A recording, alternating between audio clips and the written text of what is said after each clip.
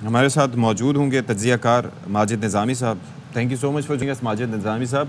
एक चीज़ तो ये आया है कि हम भी जब कभी किसी स्टोर पे जाते हैं, बड़े स्टोर पर, तो वहाँ पर लोगों को देखा है ख़ास तौर पर at the time of the billing कि काफ़ी वो चीज़ें निकाल रहे होते हैं, यानी कि गुज़िश्ता महीने जो उन्होंने चीज़ें ख़रीदी होती हैं उसी अमाउंट में, उसी हिसाब से अगर वो पैसे लेके आते हैं तो वो चीज़ें उस अमाउंट में पूरी नहीं पड़ रही होती, क्योंकि उनकी कीमतों में हर रोज़, हर 15 दिन में, हर 20 दिन में इजाफा हो रहा होता है।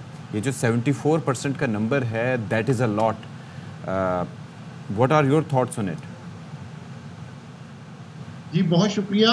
उसकी वजह ये है कि ये जो सर्वे है इसने कंपैरिज़न किया है। इसने कंपैरिज़न इस तरह से किया है कि इन्होंने पिछले साल भी इन्हीं पैरामीटर्स के ऊपर ये सर्वे किया था, जिसके अंदर ये तादाद कुछ कम थी ठीक है। और इस साल ये तादाद थोड़ी ज़्यादा आई है। इसलिए मुझे लगता है कि ये बात आपकी दुरुस्त है कि जब हम स्टोर्स पे जाते हैं या खरीदारी करते हैं, तो हमें ये सारी चीज़ें देखने को मिलती हैं, लेकिन उसकी कोई साइंटिफिक प्रूफ नहीं था। ये सर्वे इस चीज़ को ज़ाहिर कर रहा है कि वाक़ई हालात ख़राब हैं और इससे अवाम के अंदर बेचैनी है, स्पेशली शहरों में रहने वाली एजुकेटेड मिडल क्लास जो कि नौकरी पेशा है, जिनके बिज़नेसेस नहीं हैं और ट्रू। जो एक सर्टेन इनकम में रहते हैं। प्रॉब्लम ये है कि इसका उनके ऊपर टैक्सेस में भी इज़ाफ़ा हो गया है। फिर ये है कि बिजली की कीमतों का इज़ाफ़ा डेफ़िनेटली अवाम के ऊपर बहुत असरअंदाज़ हो रहा है। वजह ये है कि बिजली की कीमतों की बुनियाद पर ही महँगाई बढ़ती है और तमाम लोग ये कहते हैं कि जी, इस सब कीमतें ज़्यादा इसलिए की जा रही हैं कि या तो पेट्रोल बढ़ गया है या तो बिजली बढ़ गई है। हुँ। और अगर हम एक छोटा-सा फैक्ट सामने रखें कि पाकिस्तान में 84% डोमेस्टिक यूज़र्स ऐसे हैं कि जिनकी बिजली की कंज़म्पशन 200 यूनिट से कम है। हुँ।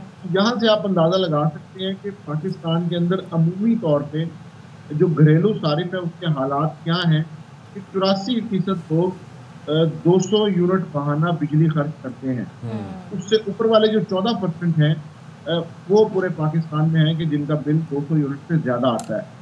ये इसको जब हम इस सर्वे के साथ रिलेट करते हैं, तो फिर ये पता चलता है कि वाक़ई हालात बेहतर नहीं हो रहे बल्कि अबतर हो रहे हैं और हालात नीचे की तरफ जा रहे हैं जिसकी वजह से तमाम परेशान हैं। हुँ। अब इसमें 1-2 अहम इंडिकेशंस जो सामने आई, लोगों ने पार्ट टाइम कारोबार शुरू किया है, उन्होंने अपनी शॉपिंग लिस्ट के अंदर कमी की है, कटिंग्स की हैं और इसी तरह उन्होंने अपने दोस्तों से, अज़ीज़ों से उधार भी लिया है। पहले हम बात कर रहे थे जो अवामी सर्वे है जो बता रहा है कि क़ुव्वत ख़रीद जो कौम है अवामी पाकिस्तान के जो लोग हैं उनकी कितनी कम हो गई as compare to last year.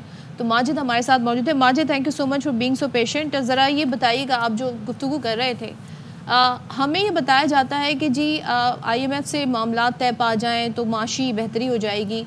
क्या असल क्या चीज़ रिफ्लेक्ट करती है किसी भी मुल्क की माशी तरक्की को?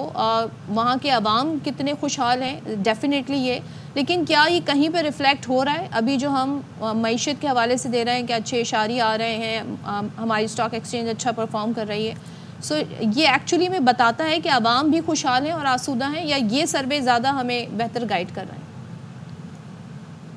जी, ये बड़ा एक अहम नुक्ता इसलिए है कि हुकूमत की जानिब से जब इस तरह के आदाद-ओ-शुमार पेश किए जाते हैं, तो उसके अंदर ये स्टॉक एक्सचेंज की बात की जाती है, मुआशी इशारियों की बात की जाती है। ये कहा जाता है कि इतने परसेंट लोग वो मोबाइल इम्पोर्ट कर रहे हैं। हाँ इस जी। तरह की जो इंडिकेशंस हैं, उनसे गवर्नमेंट ये समझाती है कि हालात बेहतर हैं। लेकिन मैं समझता हूँ कि महँगाई के हवाले से अगर हम ये सारी चीज़ें देखते हैं तो ग्राउंड के ऊपर सिचुएशन काफ़ी मुख्तलिफ है और स्पेशली टैक्सेस लगने के बाद और उसके बाद जब पेट्रोल की और बिजली की कीमतों में इज़ाफ़ा हुआ है, तो ये सारी चीज़ें तब्दील होके रह गई हैं। और अब अगर हम इस चीज़ को सामने रखते हुए जब अवामी तौर पे राय जानने की कोशिश करते हैं, तो पता ये चलता है कि या तो लोगों ने कुछ बेच के बिजली का बिल दिया जी, या जी। उन्होंने अपनी कंज़म्पशन कम कर दी। इसके साथ-साथ उन्होंने अपने बच्चों के स्कूल्स जो हैं वो चेंज किए हैं। फिर ये है कि घर की ग्रोसरी के अंदर बड़ा इम्पोर्टेंट फ़र्क पड़ा है। मटन से लोग चिकन पे शिफ्ट हो चुके हैं, चिकन से सादा चावल पे आ चुके हैं। ये एक पूरी डिटेल है। जो स्पेशली मिडिल क्लास और लोअर मिडिल क्लास के लेकिन लोग माजिद द बताते क्वेश्चन हैं। इज कि it doesn't reflect, why doesn't it reflect, जबकि आपके पास पैरामीटर्स मौजूद हैं जो उसको मेजर कर सकते हैं। मिसाल के तौर पर हम जीडीपी की, आपको याद है एक ज़माने में ग्रोथ का काफ़ी ढोल पीटा करते थे, लेकिन जीडीपी ग्रोथ ये नहीं बताती कि मुल्क तरक्की कर रहा है, लेकिन मुल्क में कौन तरक्की कर रहा है। आपके पास ह्यूमन डेवलपमेंट इंडेक्स जैसे पैरामीटर्स मौजूद हैं, आपके पास सीपीआई मौजूद है जिससे आप मेजर कर सकते हैं। इसके अलावा ऐसे सर्वेज हो रहे होते हैं, तो उनको हाइप क्यों नहीं दी जाती? सिस्टमेटिकली ऐसा होता है? जी, उसमें मसला ये है कि इसमें महंगाई के साथ साथ बैड गवर्नेंस का भी इशू है।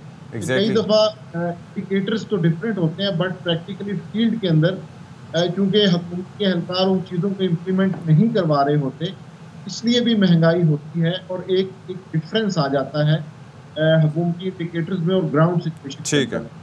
मैं समझता हूँ कि उसकी जिम्मेदारी बैड गवर्नेंस पे है कि जब हुकूमती अफसरान अपनी जिम्मेदारियां अदा नहीं करते तो फिर ग्राउंड के ऊपर चीज़ें चेंज हो चुकी होती हैं, जो कि फिर ऊपर रिफ्लेक्ट नहीं हो रही होती। किताबों में तो सब अच्छा होता है, लेकिन फील्ड के अंदर मुश्किलात हैं। ठीक है।